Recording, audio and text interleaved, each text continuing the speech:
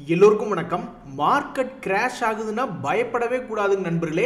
ஏன்னா ஒவ்வொரு முறையும் வரலாறு என்ன சொல்லியிருக்குதுன்னா, எவ்வளவு பெருசா அவன் கீழே விழுகிறானோ கிராஷ் ஆகுதோ அப்பதான் நல்ல ஒரு அருமையான ஆப்பர்ச்சுனிட்டி வரும். அதுக்கப்புறம் வரக்கூடிய லாபம் என்பது ரொம்ப பெருசா இருக்கும். இப்போ கூட நீங்க சமீபத்தில் பார்த்தீங்கன்னா கரூர் வைசியா பேங்கினுடைய ஷேர் பிரைஸ் மிகப்பெரிய ஒரு சாதனை பண்ணியிருக்கான். தன்னுடைய லைஃப் ஹையை திரும்ப வந்து தொட்டிருக்கான்.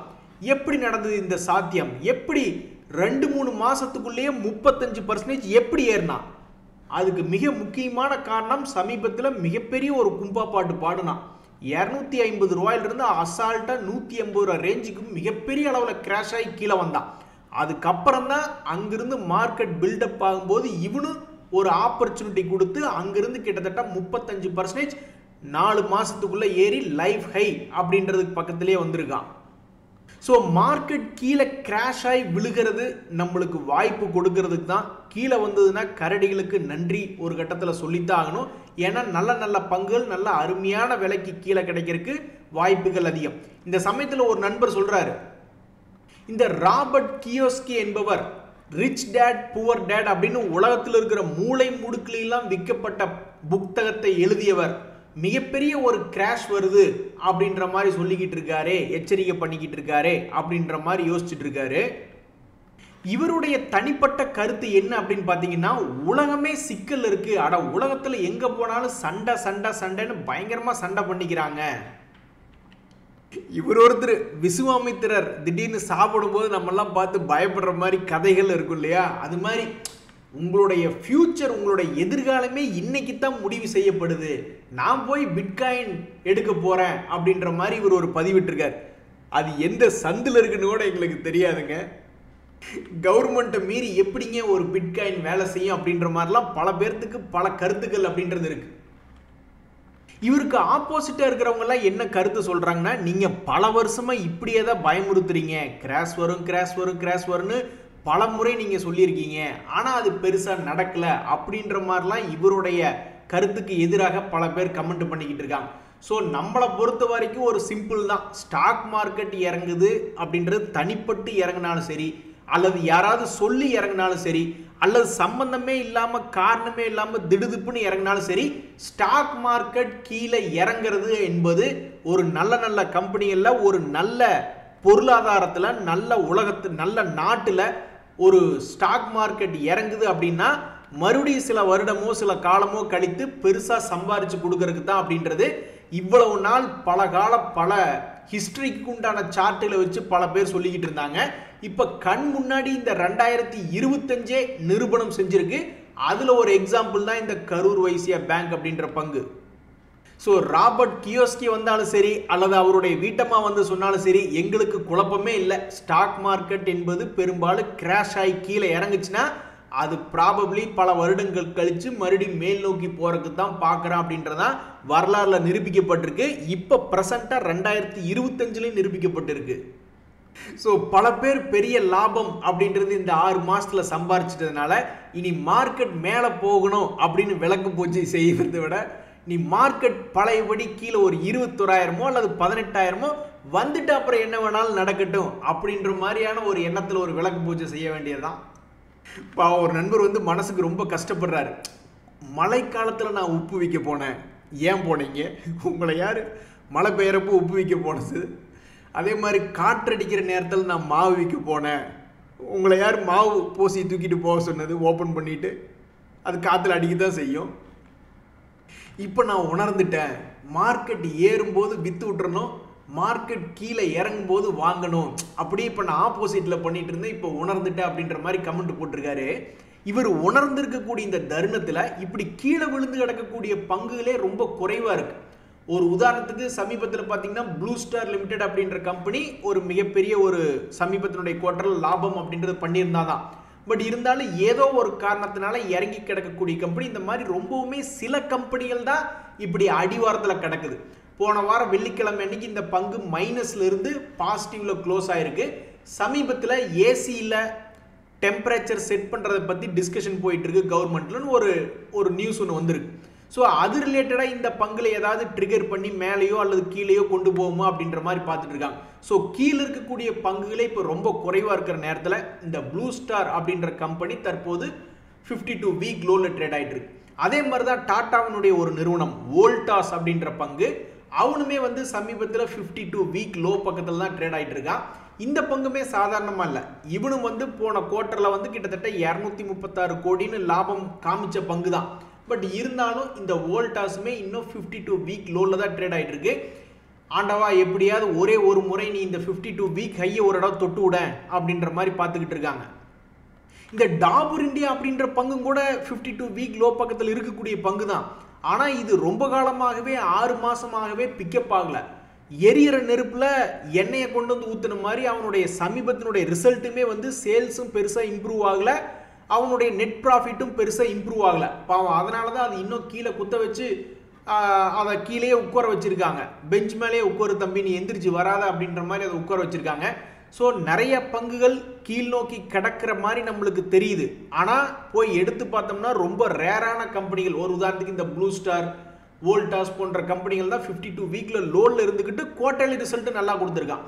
இப்போ இந்த டாபர் இந்தியாலாம் கீழே தான் இருக்குது உண்மைதான். ஆனால் அவனுடைய குவார்ட்டர்லி ரிசல்ட் என்பது கொஞ்சம் சுமாராக இருக்குது. ஸோ மார்க்கெட் இன்னும் அதை கொண்டாட ஆரம்பிக்கல, எப்போ கொண்டாடுவான்னு தெரியாது. ஒரு உதாரணத்துக்கு இன்னொருமே ஒரு 2 கம்பெனிகளை வந்து சமீபத்தினுடைய லோனில் இருக்கக்கூடிய சில கம்பெனிகளை உதாரணமாக சொல்ல முடியும். பெரிய கம்பெனிகள் தான். அந்த வருண் பெவரேஜஸ்னு ஒருத்தன், அவனுமே இப்போ 52 வீக் லோனில் தான் ட்ரேட் ஆகிட்டு இருக்கான். இந்த கம்பெனியினுடைய ரிசல்ட்டுமே சமீபத்தினுடைய குவார்ட்டரில் அவங்களுடைய சேல்ஸ் என்பதை இன்க்ரீஸ் பண்ண மாதிரி தான் காமிச்சிருக்காங்க. லாபமும் கொஞ்சம் இன்க்ரீஸ் பண்ணி தான் காமிச்சிருக்காங்க. இருந்தாலும் மார்க்கெட்டுக்கு வந்து அதை செலிப்ரேட் பண்ணணும்னு இன்னும் மூடு வரல. அவனுக்கு எப்போ மூடு வரும்னே தெரியல. இதில் வந்து பெரிய ஆளுங்க 2 பேர், எஃப்ஐஎஸ் டிஐஸ், அவங்க 2 பேரும் மாற்றி பண்ணி வச்சுருக்காங்க. பெரிய ஆளுக்கு வந்து அவங்களுடைய ஹோல்டிங் பர்சன்டேஜ் ஒரு 2% மேலே குறைச்சி வச்சுருக்காங்க. அதே டிஐஸ் வந்து அவங்களுடைய ஹோல்டிங் பர்சன்டேஜ் 2% மேலே இன்க்ரீஸ் பண்ணி வச்சுருக்காங்க. அதுலேயும் வந்து ஒரு மிக்சர் தகவல். இன்னொரு எக்ஸாம்பிள் கூட கடைசியாக பார்த்துடலாம். இந்த சைன்ஜின் இன்டர்நேஷனல் அப்படின்ற கம்பெனி, இது ஹெல்த் கேர்ல ரிசர்ச்சில் இருக்கக்கூடிய செக்டரில் இருக்கக்கூடிய கம்பெனி. இவனுடைய குவார்ட்டர்லி ரிசல்ட்டுமே சமீப 3 குவார்ட்டர்களில் இல்லாத அளவில் ஒரு 183 கோடின்னு சொல்லி ரிசல்ட் கொடுத்துருக்கான். இவனுடைய சார்ட்லையுமே தற்போதைய விலை என்பது 52 வீக் லோவில் தான் ட்ரேட் ஆகிட்டு இருக்கு. ஆனால் இதுலேயும் ஒரு குழப்பமான தகவல். எஃப்ஐஎஸ் தங்களுடைய ஹோல்டிங்கை வந்து கொஞ்சம் குறைச்சிருக்காங்க, ஆனால் அதே சமயம் டிஐஎஸ் தங்களுடைய ஹோல்டிங்கை இன்க்ரீஸ் பண்ணியிருக்காங்க. ஸோ பல பங்குகள் கீழே இறங்கிறது மறுபடியும் சொகுசா ஷேர் ஹோல்டர்ஸ் வாழணும் அப்படின்னு ஏறுறதுக்கு தான். ஆனால் அவன் நல்ல பங்கா, அவன் ஏறுவானா இல்லையா அப்படின்றதெல்லாம் யாருனாலையும் கண்டுபிடிக்க முடியாது. ஆனால் ஒரு நண்பர் வந்து இப்போ புத்தி தெளிந்து விட்டேன் நான் அப்படின்ற மாதிரி போட்டிருக்காப்புல. ஸோ தற்போதைக்கு கீழே இருக்கக்கூடிய சில பங்குகள் அப்படின்ற மாதிரி ஏதாவது இருக்கா அப்படின்ற மாதிரி லிஸ்ட் எடுத்து பார்த்தா இது போன்ற சில பங்குகள் தற்போது 52 வீக் லோவில் இருக்குது அப்படின்றதான் தகவல். ஒரு நண்பர் கேட்குறாரு, அது என்னங்க எஃப்என்டோ இன்ட்ராடேல மட்டும் ட்ரேட் பண்ணி சம்பாதிக்கணும்னு இவ்வளவு கஷ்டமாக இருக்குது அப்படின்றாரு. சும்மா கிடைக்குமா சொர்க்கம்? கஷ்டப்பட்டால் தான் கிடைக்கும். அதனுடைய டிசைனே வந்து 100 பேர் போய் போட்டி போடுறாங்கன்னா ஒரு 11 பேர் தான் இந்த ஆப்ஷன் ட்ரேடிங்கில் ஜெயிக்கவே முடியும் அப்படின்ற மாதிரி அதனுடைய டிசைனே அப்படி இருக்குது. அப்போ உங்களுக்கு சும்மா வாங்க எல்லாரும் ட்ரேட் பண்ணி பணத்தை எடுத்துகிட்டு போயிருங்க அப்படின்ற மாதிரியா இருக்கும்? வாய்ப்பே கிடையாது. ட்ரேடிங் பண்ணி ஒரு ஆள் ஜெயிச்சவங்க இருக்காங்கன்னா அவங்க கிட்டத்தட்ட 89 பேர்த்த தாண்டி ஜெயிச்சிருக்காங்க அப்படின்ற மாதிரி அர்த்தம். ஸோ 11 ட்ரேடர்களை சந்தோஷப்படுத்திட்டு 89 பேர்த்த பரிதாபமான நிலைக்கு தள்ளக்கூடியதுதான் இந்த ட்ரேடிங் அப்படின்றது. இதனால தான் நான் கையெடுத்து கும்பிட்டு எல்லாத்தையும் காப்பாற்றக்கூடியது யாரு? ஒரு ஏவரேஜான காமனான மனுஷன். அதாவது நண்பர்களே, நல்லா ஒன்று யோசிச்சுங்க. நீங்கள் வந்து குடும்பத்தில் பல பிரச்சனை, சரி பணப்பிரச்சனை தீக்கிற ஒரு பிரச்சனையாக தீக்கலாம். எத்தனையோ பிரச்சனை இருக்குது குடும்பத்தில், அதில் அந்த பணப்பிரச்சனையை மட்டும் தீக்கலாம் அப்படின்னு நீங்கள் எவ்வளவோ கஷ்டப்பட்டு ஸ்டாக் மார்க்கெட்டுக்குள்ளே வந்து சம்பாதிக்கலான்னு ரொம்ப நேர்மையாக வர்றீங்க. அப்படி வர்றீங்க அப்படின்னாவே உங்களுடைய மென்டாலிட்டி ஒரு ப்ளஸ் மென்டாலிட்டி. நீங்கள் வந்து ஒரு நல்ல மனுஷன் அப்படின்றதா அர்த்தம். ஆனால் அந்த உலகத்தில் உங்களுக்கு தெரியாது இல்லை, நல்லவங்களுக்கு தான் அதிகமாக சோதனை வரும் அப்படின்ற மாதிரி. ஏன் அப்படின்னா நீங்கள் ஒரு நல்ல ஆள்னா, நீங்கள் நல்ல ஆள் கூட நீங்கள் சேர்ந்தீங்கன்னா உங்களுக்கு எந்த துன்பமே கிடைக்காது. ஒரு நல்லா இருப்பீங்க. ஏன்னா உங்களால் ஒரு மைனஸை ப்ளஸ்ஸை மாற்ற முடியாது. ஸோ ஏற்கனவே ஒரு மைனஸ் இருக்குது, அது கூட நீங்கள் போய் சேர்ந்தீங்கன்னா அடடா நல்ல மனுஷனுக்கா இப்படி நடக்கணும் அப்படின்ற மாதிரி நீங்கள் மைனஸ் ஆயிடுவீங்க. ஏன்னா நீங்கள் ஒரு பியூர் ஹார்ட், உங்களுக்கு வந்து கெட்டதோட போட்டி போட்டு மேலே வர முடியாது. 100 பேர்த்து உங்க கையில கொடுத்தா நீங்க ஒரு நல்ல மனுஷனா இருந்தா அவங்கள மேனேஜ் பண்ணி கொண்டு வர முடியாது. இதே 100 பேருமே நல்ல ஆள் அப்படின்னு உங்களுக்கு வேலையாட்கள் கிடைச்சாங்கன்னு வச்சுங்களேன், நீங்க அந்த 100 பேர்த்தையும் நல்லபடியா அருமையா மேனேஜ் பண்ணி நீங்களும் பிளஸ்ஸா இருந்து அது ஒரு அருமையான ஒரு சூப்பர் என்விரான்மெண்ட், ஒர்க்கிங் கல்ச்சரே ரொம்ப சூப்பரா இருக்கும் அப்படின்ற மாதிரி மாறிடும். அதனால இந்த F&O இன்ட்ராடேலாம் ஜெயிக்கணும் அப்படின்னாக்கா நீங்க பல பேர்த்தோட போட்டி போட்டு அதுக்கு எவ்வளவோ கேரக்டரிஸ்டிக்ஸ் அப்படின்றது வேணும். விடாமுயற்சியிலிருந்து ஆரம்பிச்சு போராடுற குணத்திலிருந்து எப்படியாவது எடுத்து வரணும் அப்படின்றது பல திங்கிங், அதாவது அறிவுபூர்வமாகவும் பயங்கரமா திங்க் பண்ணணும். சில அதிரடி முடிவுகளும் எடுக்கணும். ஒரு நாளைக்கு 6 மணி நேரத்துக்கு மேல ட்ரேட் ஆகுதுன்னா ட்ரேட் ஹவர்ஸ்ல மட்டும் நீங்க கான்சன்ட்ரேட் பண்ணக்கூடாது. அதுக்கு முந்தின நாளே நீங்க ப்ரிப்பேர் பண்ணி அடுத்த நாளுக்கு என்ன பண்ணணும், அல்லது இன்னைக்கு இன்ட்ராடே பண்றோமா, இன்ட்ராடேல ஃபர்ஸ்ட் 5 மினிட்ஸ்ல எப்படி கேண்டில் ஃபார்ம் ஆயிருக்கு, அதுக்கப்புறம் ஏதாவது பிரேக் அவுட்டா அல்லது உள்ள சுத்திக்கிட்டு இருக்கானா அல்லது பிரேக் டவுன் ஆகுறானா அப்படியெல்லாம் வாட்ச் பண்ணணும். இது ஒரு மிகப்பெரிய ஸ்ட்ரெஸ்ஃபுல்லான லைஃபுங்க.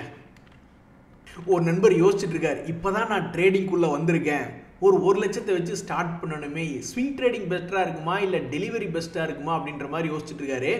அதாவது இந்த ஸ்விங் ட்ரேடிங் நல்லா இருக்கணும்னா 4 பேர் சேர்ந்து அவனை காப்பாற்றணும். ஒரு உதாரணத்துக்கு இப்போ இந்த நிஃப்டி 50 இண்டெக்ஸ், அதாவது மார்க்கெட்ல வந்து ஒரு ஸ்ட்ரென்த் இருக்கணும், நம்மளை காப்பாற்றி விடுற மாதிரி அது 10 டேஸ் மூவிங் ஆவரேஜுக்கு மேலே இருக்கணும். அப்படி 10 டேஸ் மூவிங் ஆவரேஜுக்கு மேலே இருந்தால் ஏகப்பட்ட பங்குகள் வந்து அது சப்போர்ட்ல இருந்தும் டபக்குன்னு மேலே போவான், ஏகப்பட்ட பங்குகள் பிரேக் அவுட் ஆகியும் நிற்காம மேலே போய்கிட்டு இருப்பான்.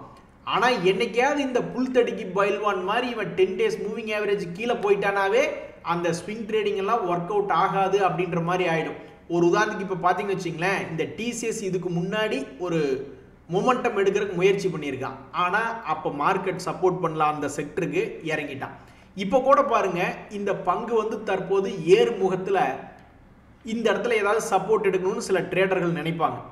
ஆனால் மார்க்கெட்டை போய் பார்க்கல, மார்க்கெட்டினுடைய சப்போர்ட் இப்போ வரைக்கும் இல்லை. மறுபடியும் மார்க்கெட்டும் சப்போர்ட் இந்த செக்டருக்கு கொடுத்து தூக்கி விட்டுச்சுன்னா தான் மேபி இந்த ஸ்விங் ட்ரேடிங்ல இப்போ முகத்தில் இருக்கா, ஏறிட்டு கீழே விழுந்திருக்கா, அப்போ மறுபடியும் தன்னுடைய பழைய ஹையை கீழே தாண்டுவானோ அப்படின்ற மாதிரி நினைக்கிற ட்ரேடர்களுக்கு ஒரு நல்லது நடக்கும். இல்லைன்னு வச்சுங்களேன், அதனுடைய ப்ராபபிலிட்டி ஆஃப் சக்சஸ் என்பது குறைஞ்சு போயிடும். ஏன்னா மார்க்கெட்லேயே சப்போர்ட் இல்லைனாக்க இது முன்ன பின்ன ஆடிக்கிட்டு இருப்பான், நிறைய பேர் யோசிக்க ஆரம்பிச்சிருவாங்க, அதான் மார்க்கெட்டே இப்போ சரியில்லையே அப்புறம் பார்த்துக்கலாம் அப்படின்ட்டு. அப்போ நீங்கள் ஒரு பொருள் வாங்கினதுக்கப்புறம் அதில் தொடர்ந்து பையர் வந்து வந்து வந்து வந்து சப்போர்ட் பண்ணி உங்களுடைய பொருளை மேலே தூக்கிட்டு போகணும். ஆனால் மார்க்கெட் சரியில்லை, ஆனால் போங்கப்பா அப்புறம் பார்த்துக்கலாம், நிறைய பேர் வராமுட்டா என்ன பண்ணுவீங்க? ஆனால் டெலிவரின்றது வந்து ஒரு சுயம்பு மாதிரி தன்னைத்தானே கரெக்ட் பண்ணிக்குவான். அவன் பாட்டுக்கு பெருசாக கீழே விழுந்திருப்பான். அதுக்கப்புறம் டெலிவரிங்கிறது என்ன, அவன் எப்போ வரானோ அப்போ பார்த்துக்கலாம் லாங் டேர்மில் அப்படின்ற மாதிரி நிறைய பேர் மனசுல நினச்சிட்டு இருப்பாங்க. அப்போ அது தன்னைத்தானே ஒரு கட்டத்தில் கரெக்ட் பண்ணி சரி மறுபடியும் பழைய ஹையை போய் தொடலாம் அல்லது பாதி கிணறாவது வரலாம் அப்படின்ற மாதிரி வந்துடுவான். ஸோ என்னை பொறுத்த வரைக்கும் மார்க்கெட்டை பொறுத்து தான் ஸ்விங் ட்ரேடிங்குடைய சக்ஸஸ் ரேட் இருக்கு. பட் டெலிவரி என்பது அது தப்பாயிடுச்சுன்னா கூட அது லாங் டேர்மில் தன்னைத்தானே கரெக்ட் பண்ணிக்கிறதுக்கு வாய்ப்புகள் எத்தனையோ ஏராளமாக உள்ளது. நீங்கள் அறிவுனே அப்படின்ற மாதிரி ஒரு நண்பர் கரெக்டாக யோசிச்சு பார்க்குறாரு. இந்த SBI கேபிட்டல் அப்படின்ற அதில் ட்ரேடிங் அக்கௌண்ட் ஓப்பன் பண்ணி அதில் அந்த இமார்ஜின் ட்ரேடிங்கினுடைய ப்ராடக்ட் ஃபீச்சர்ஸ் எல்லாம் பார்த்துட்டு இருக்கும்போது ஏதோ இன்ட்ரெஸ்ட் இல்லாமல் ஏதோ ஒரு அவங்களுடைய ப்ராடக்ட் டீட்டெயில்ஸ் இருக்கே, இதில் ஏதாவது ஒரு விஷயம் இருக்கா அப்படின்ற மாதிரி யோசிச்சுட்டு இருக்காரு. எல்லாமே பிஸ்னஸ் தாங்க நண்பர்களே. யார் உங்களுக்கு சும்மா பணம் என்பது கொடுப்பாங்க? அதே மாதிரி ஒரே மாசத்துல மார்க்கெட் ரெக்கவரி ஆயிரும் அப்படின்ற மாதிரி ஏதாவது ஒரு நிர்பந்தம் இருக்கா? இப்போ இந்த கோல்கேட் பாமோலிவ் அப்படின்ற ஒரு பங்கு இருக்கு. யார்கிட்டயாவது ரொம்ப குறைவான பணம் மேலே எங்காவது லாக் ஆகிடுறாங்க, இந்த மாதிரி ஒரு மார்ஜின் ட்ரேடிங் ஃபண்டிங் அப்படின்ற ப்ராடக்ட்ல வந்து 2000 ஒரு குறிப்பிட்ட மேஜர் சப்போர்ட் அப்படின்ற இடத்துல வந்து விழுந்துட்டான், மேபி இங்கிருந்து திரும்பி வந்துடுவான் அப்படின்ற மாதிரி அந்த கடனுக்கு பொசிஷன் எடுக்கிறாங்கன்னு வச்சுங்களேன், அந்த மார்ஜின் ட்ரேடிங் ஃபண்டிங் எடுக்கிறாங்கன்னு வச்சுங்க, ஒரு மாதத்துக்கு வட்டியே இல்லை அப்படின்னாலும் அந்த பங்கு கீழே இறங்கிடும். உடனே நிறைய பேர் என்ன நினைப்பாங்க, சரி ஒரு மாதத்தில் அந்த பங்கு ஏறல, இன்னும் கொஞ்சம் நாள் கழித்து வட்டி தானே மறுபடியும் மேல் நோக்கி ஏறினா கொடுத்துடலாம் அப்படின்னு நினைப்பாங்க. அப்போ இங்கே வட்டி என்பது வாங்கப்பட்டு விடும். அந்த பங்கு மேலே வந்துருச்சுன்னா உங்களுக்கு நல்லது, அவருக்கு நல்லது, வின்-வின் சிச்சுவேஷன்.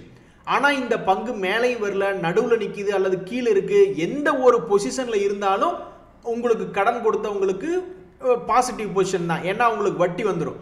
ஆனால் உங்களுக்கு இந்த பங்கு மேலே வந்தால் மட்டும்தான் உங்களுக்கு வின்-வின் சிச்சுவேஷன்.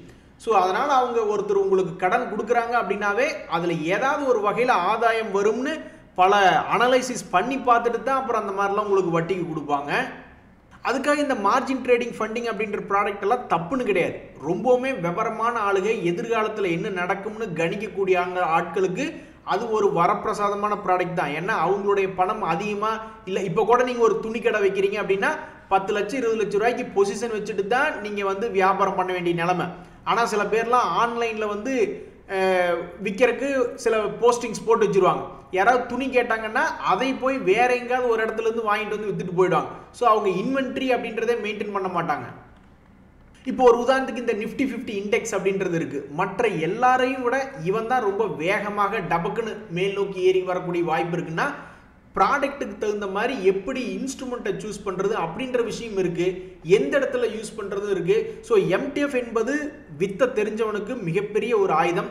வித்த தெரியாதவனுக்கு 2 லாஸ் சேர்ந்து வருது. ஒன்று தானாக விழுகக்கூடிய ஷேர் ப்ரைஸினுடைய லாஸ், அதுவும் இல்லாமல் இன்ட்ரெஸ்ட் மூலியமாக வரக்கூடிய லாஸ். சரி நண்பர்களே, நிறைய பேர் கீழிருந்து மேல் நோக்கி ஏறி பெருசாக சம்பாரிச்சிட்டாங்க.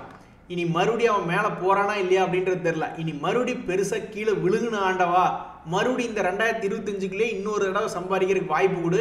இல்லை ஒரு 6 மாதம் இறக்கி விட்டு அடுத்த வருஷம் தான் எங்களுக்கு ஒரு 30-40% சம்பாதிக்கிறதுக்கு வாய்ப்பு கொடு அப்படின்ற மாதிரி சில பேர் வேண்டிக்கிட்டு இருக்காங்க.